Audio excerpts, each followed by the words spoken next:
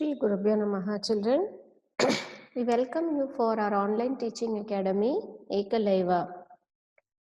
Today we are going to start with 12th standard physics state board, unit 6, ray optics.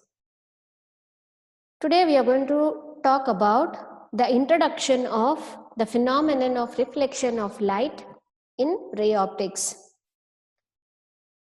Now to start with, let us talk something about light. What is light? Light is mystical. Its behavior is so fascinating for us. It is mainly through light and the sense of vision that we know and interpret the world around us. Now, whenever we talk about light, as you have already read in your lower classes, we know that light travels with enormous speed. We also know that it travels in a straight line, and the speed of light was found to be c is equal to 3 into 10 power 8 meter per second. In fact, the speed of light in vacuum is the highest speed attainable in nature. The ray optics deals with light, which is represented as a ray traveling in straight lines. Now, the geometrical construction gives us to understand some of the characteristics of light and also the phenomena associated with it.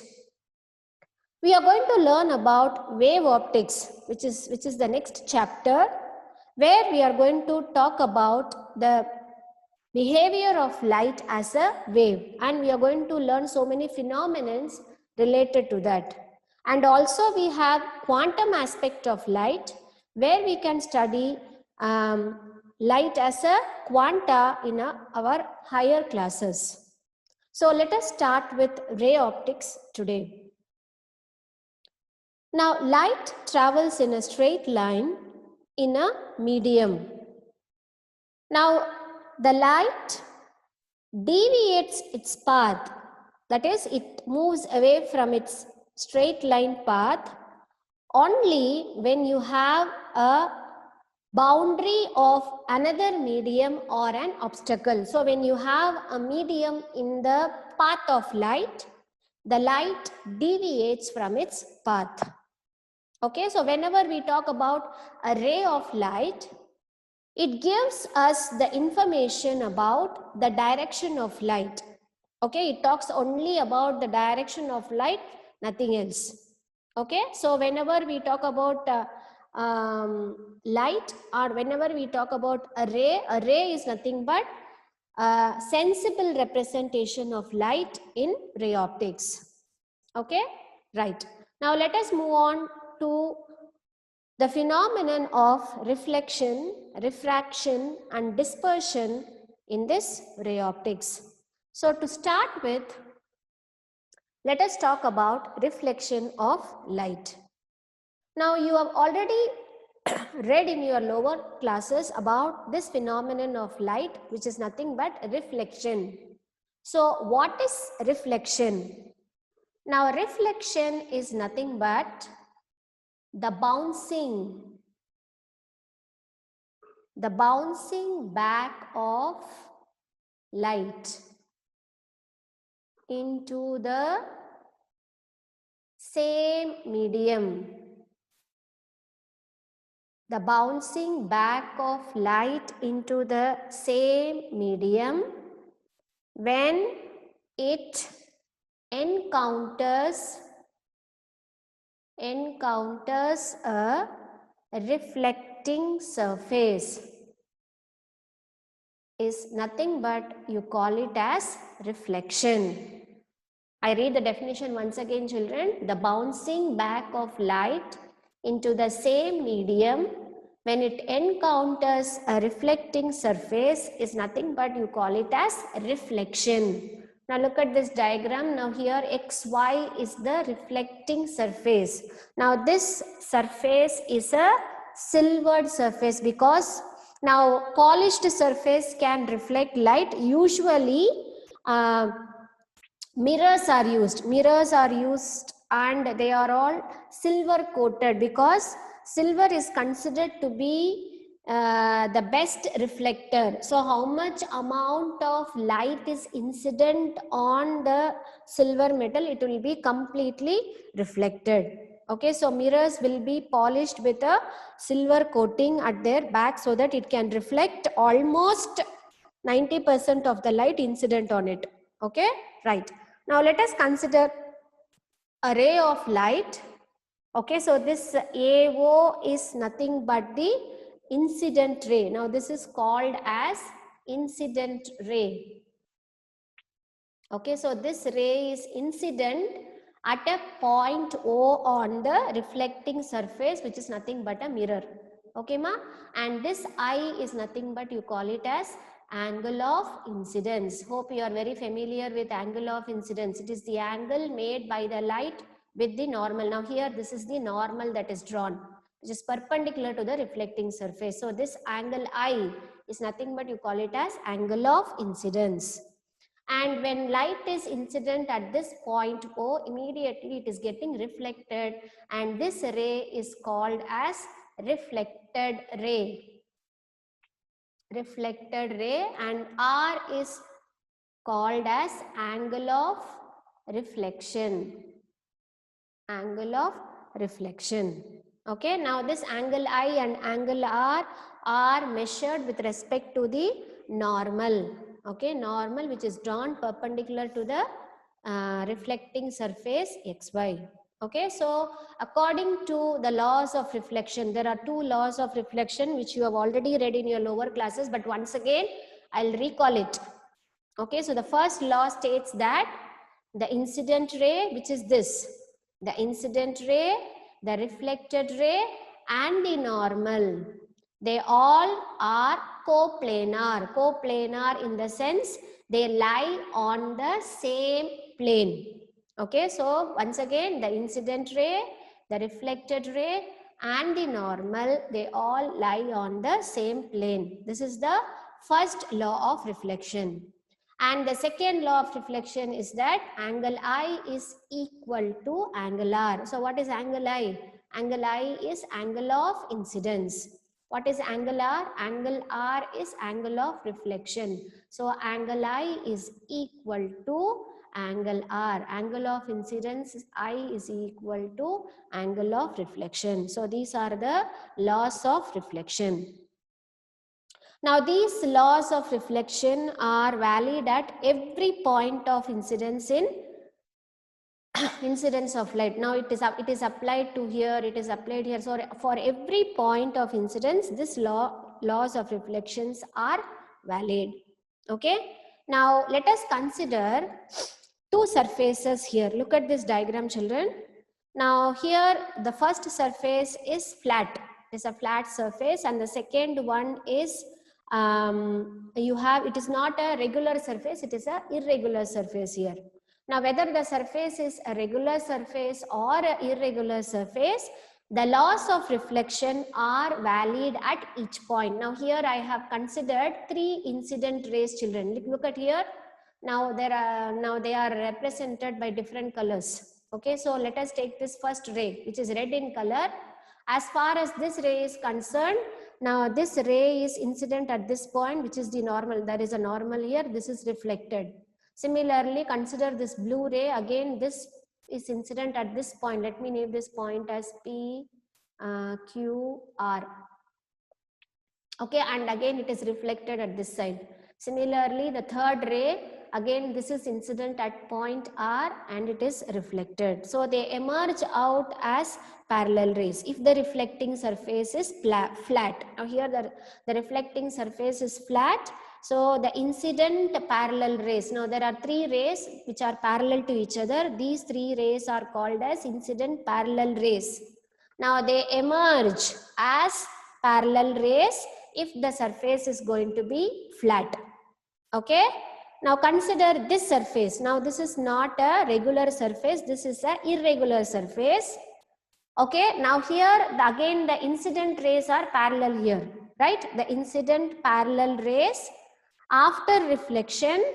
Now look at this rays after reflection. Now here the ray is getting reflected here. Now here this incident ray is reflecting in this direction. Again this incident ray is reflecting in this direction. So they emerge as irregular rays. Although they emerge as irregular rays, but still the laws of reflection are valid at every point of the surface. Okay, now here also it applies anguli is equal to angular, here also anguli is equal to angular, here also anguli equal to angular, and all the incident rays, they all lie in the same plane. So the laws of reflection is valid to whatever surfaces the light rays are incident. So that is what they are trying to say here. Okay, ma. Next, we are moving on to the next important topic, which is called as angle of deviation. So what is the definition? What is angle of deviation? So let me write the definition first. Now, angle of deviation is nothing but the angle between the incident ray, the angle between the incident ray and deviated ray of light, okay, is called as angle of deviation. So how can we find out the angle of deviation? So let me explain you with this diagram, children. Now here is the diagram. Now again this is an incident ray, this is a reflecting surface which is nothing but a mirror. XY is a mirror, and let us consider the incident ray AO, which is incident at this point O. Okay, now if this reflecting surface is not there, what will be the direction of light? The light will be traveling in a straight line. This is represented in dotted lines. Hope you are able to understand. Since there is a reflecting surface, now what happens? Instead of going in a straight line, the light ray is getting reflected at this point O. And as you all know, this is anguli, this is angular. So how much amount of light is deviated? Now look at this. This is the original path of light. Now the light has been deviated in this direction. So the angle between this is nothing but you call it as angle of deviation.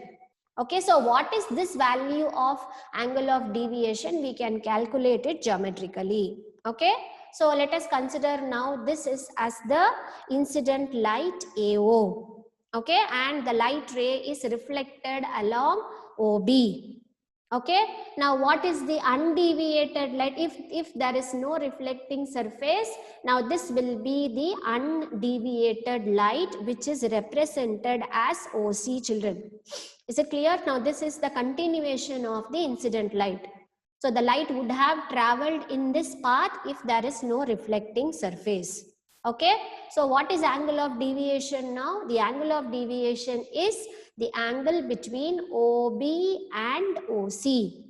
Okay, and angle of deviation is represented as small d. So D represents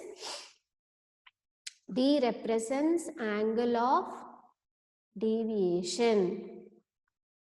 Is it clear? So let us calculate this value of D. Okay. Now as you all know, this is anguli, this is angular. I wanted to know what is this angle of deviation, which is given as D is equal to 180 minus 2i. So how this 180 minus 2i? Now what is the angle here? If this is nothing but the angle will be 180, right? The total angle is 180, but I wanted to find out the value of this. So this angle will be 180 minus, what is the total angle here? I and R, and we know that angle I is equal to angle R. So I can write this total angle to be 2i. Yes or no? So what is this angle now? So this will be 180 minus 2i. So the angle of deviation can be written as 180 minus 2i. Is it clear? So this is how we calculate the angle of deviation. This is one method. The another way is it can also be measured in terms of glancing angle. So what is this glancing angle? Now glancing angle is represented as alpha. Okay, so alpha is nothing but the angle between, now this glancing angle is measured as the angle between the incident ray and the reflecting surface. Now here we measure angle of incidence as the angle between the incident ray and the normal, but here glancing angle is nothing but the angle measured between the incident ray and the reflecting surface. So this is glancing angle, which is alpha. Okay, so this is alpha, and similarly here also the reflected ray and the angle made by the reflected ray with the reflecting surface is alpha. Okay ma? Right. So this will be the